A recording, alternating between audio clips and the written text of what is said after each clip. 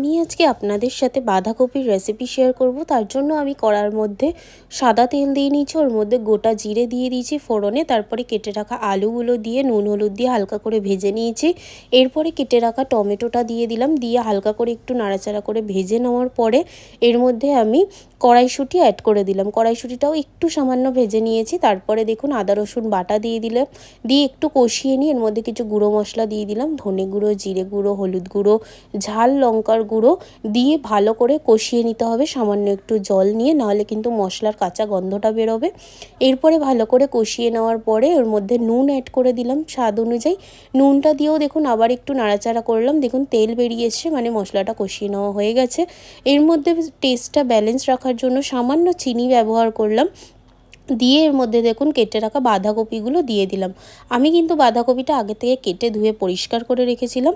তো এবারে বাঁধাকপিটা দিয়ে মশলার সাথে ভালো করে মিক্স করে কিছুক্ষণ ঢাকা দিয়ে রেখেছিলাম। যেই সেদ্ধ হয়ে গেছে বাঁধাকপিটা, তার মধ্যে আমি ধনেপাতা আর গরম মশলা ব্যবহার করলাম, গুঁড়ো গরম মশলা দিয়ে একটু নাড়াচাড়া করেই কিন্তু সার্ভ করে নিলাম।